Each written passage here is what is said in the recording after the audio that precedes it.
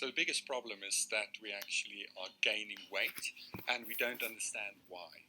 And one of the reasons is that we are actually eating food that's not making us feel satisfied. So if you eat food that's really pleasant, but it doesn't make you feel full, you eat a lot of it.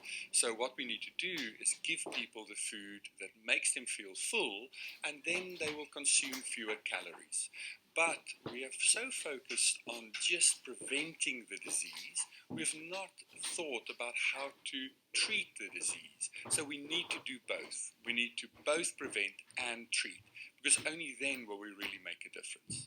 So an anti-gravity treadmill is a normal treadmill that has around it an ability to actually lock somebody in or zip them in. And then we can change the air pressure inside the bag. So what you're able to do is make somebody feel lighter. So if they weigh 100 kilograms, you can suddenly make them feel 70 kilograms. And of course, at 70 kilograms, you move so much easier than you would at 100 kilograms. Now, we also use this for rehabilitation. So if somebody has a spinal problem or a hip or a knee, and they weigh 50 kilograms, but at that weight they can't move because of their spinal problems, then we can actually make them weigh 30 kilograms or 25 kilograms and therefore help with the rehabilitation. So that's what the anti-gravity treadmill is. It makes you feel lighter so you can move easier. And we can use it for different people in different ways. So the most basic thing we can do to make a difference for obesity is recognize it as a real disease.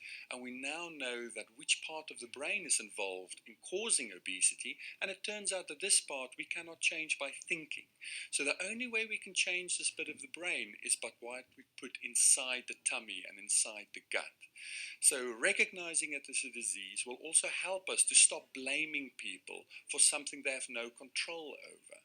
And what we then have to do is how can we help people get rid of the symptoms of obesity? And the two main symptoms is excess hunger or reduction in satiety. So if we can change those things, then people will naturally eat less food. If they naturally eat less food, they will weigh less. So that is changing the narrative, understanding that it's not your fault. And that's why the website's been set up, itsnotyourfault.ie, to show the science, because only knowledge will help us change the discrimination that so many people suffer wrongly. So what we're going to do now is I'm going to take a blood test, and that's going to tell me what is the levels of the hormones that go from your gut to your brain.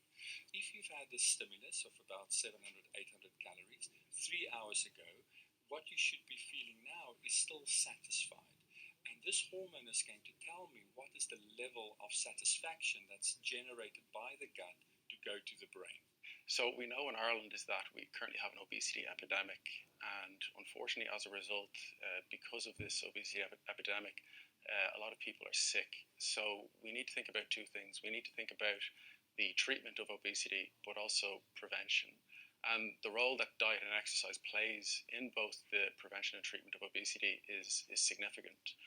Specifically, an individual that wants to lose weight, we know that the cornerstone of weight loss is a low-calorie diet, but without exercise, we're facing a bit of a problem. And that's actually what my PhD is about. So what I'm looking at specifically is the retention of muscle mass while people are losing weight. And what we believe is that people that are not engaging in resistance training, such as lifting weights, as they're undergoing weight loss, because they're losing muscle, it's putting them at risk of regaining the weight later on. So as a result, we need to make sure in terms of treating obesity that people are getting good quality protein as well as a low-calorie diet, but also engaging in resistance training. Now with the prevention of obesity, we need to be physically active. So this is where our aerobic exercise comes in, making sure that we're getting at least 150 minutes per week at a moderate intensity, and also engaging in resistance training.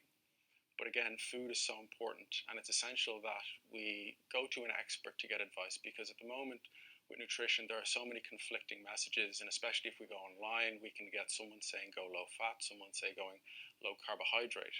The reality is we need a balanced diet that suits our lifestyle. So I'd always recommend to seek the help of a professional when it comes to not only the prescription of exercise, but also diet.